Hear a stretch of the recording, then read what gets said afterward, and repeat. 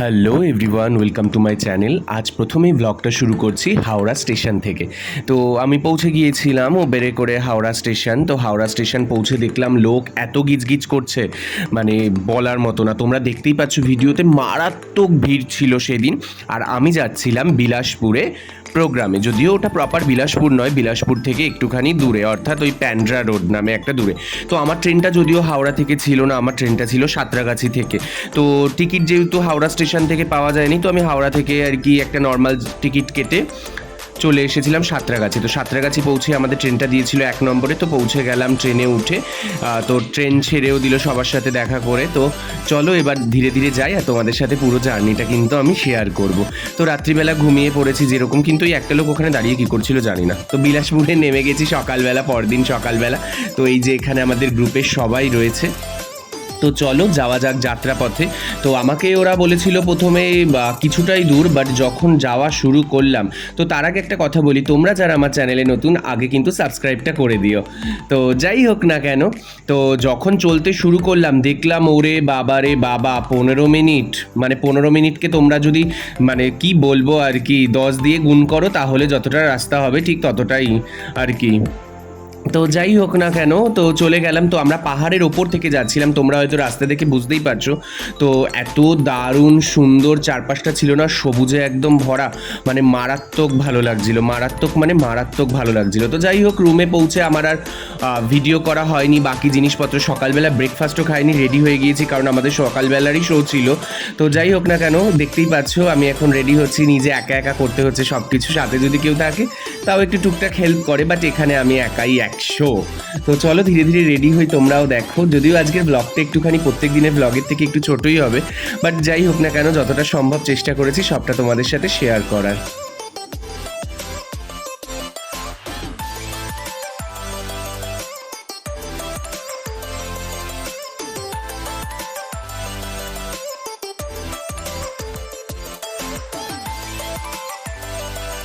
এবার দেখো, একটা চুড়ি পরার জন্য আমাকে কতটা স্ট্রাগল করতে হয়। একা একা কখনো এই জিনিসগুলো পরা যায়? তারপর দেখো আমি আমার ভুঁড়ি দিয়ে ঠেলে চুড়িটাকে আটকে ধরে দেয়ালে পরে নিলাম একা একা। তো চলো তারপর ধীরে ধীরে দেখাই তোমাদেরকে কিভাবে আমি রেডি হই। তো তারপর এই একটা গলার চকার পরে নিলাম, তারপর নিচে এরপরে লংটা পরবো, যেটাকে বলা হয় বুক পাট্টি। তো এই গয়নাগুলো আমি কোথা থেকে কিনেছি এটা নিয়েও একদিন একটা ব্লগে আসবো, যেদিন আবার আমি আমার নেক্সট সিজনের যেসব গয়নাগুলো কিনতে যাব সেগুলো নিয়ে। তো চলো দেখো পরপর।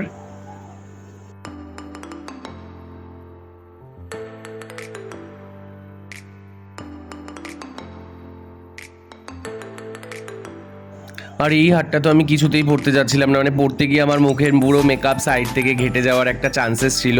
তো যাই হোক, যেন তেন প্রকারে পরে নিয়েছি। এই দেখো আমি আমার মানে চুলও লাগিয়ে নিয়েছি, মানে হট করে এতটা লম্বা চুল হয়ে গেল, তো মানে নিজেরই ভেতর থেকে ভেতরে কেমন জানি একটা আনন্দ লাগছিল আর কি। যাই হোক না কেন, তো তোমরা দেখে জানিও কিন্তু পরপর যে আমাকে কেমন লাগছে না লাগছে। তো এই যে মুকুট পরে আমি রেডি অ্যাজ এ কৃষ্ণ, তো তোমরা জানিও আমাকে কেমন লাগছে, ইভেন আমার সাজ কেমন লাগলো। তো এই যে গাড়ি করে বেরিয়ে পড়েছিলাম আমাদের স্পটের আর কি উদ্দেশ্যে, যেখানটায় আর কি প্রোগ্রাম হচ্ছে। তো যদিও আমি তোমাদের প্রোগ্রামের আজকের কোনো ভিডিও দেখাতে পারছি না বা স্টেজে দেখাতে পারছি না, কারণ আমি সুযোগই পাইনি। তো শো করে বাড়িতেও ফিরে যাচ্ছি। তার মধ্যে একটা কাণ্ড হয়েছিল সকালবেলা, এই যে ও বলছে ওর ব্যাগ চুরি হয়ে গেছে ট্রেন থেকে, জানো, ভাবতে পারছো এসি কামরায় নাকি ওর ব্যাগ চুরি হয়ে গেছে। তো যাই হোক না কেন, তো যার যেটা হওয়ার সেটা তো হবেই, ভাগ্যে যেটা লেখা থাকে। তো তোমরা জানিও পুরো ব্লগটা কেমন লাগলো, আমাকে দেখতে কেমন লাগছিল। তো ফিরে যাচ্ছি বাড়িতে।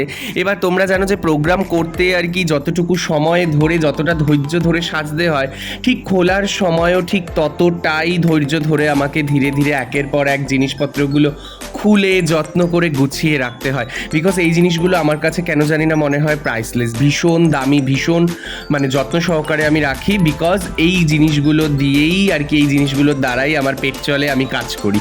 তো যাই হোক, তোমরা যারা আমার চ্যানেলটাতে নতুন, আমি আরও একবার তোমাদেরকে রিমাইন্ড করিয়ে দিই, তোমরা প্লিজ আমাকে একটুখানি সাপোর্ট করো আর সাথে থেকো। আর ভিডিওটা ভালো লাগলে অবশ্যই কিন্তু লাইক, শেয়ার অ্যান্ড সাবস্ক্রাইব করে দিও। সাবস্ক্রাইবটা অবশ্যই করো, আর দেখো ওখানে বেল আইকন আছে, বেল আইকনটা প্রেস করতে ভুলো না, যাতে আমার সব ভিডিওগুলো নোটিফিকেশন যাতে তোমরা পেয়ে যাও। তো চলো আজকের মতো এই পর্যন্তই, দেখা হচ্ছে পরবর্তী একটা ব্লগে। ততক্ষণ পর্যন্ত টাটা।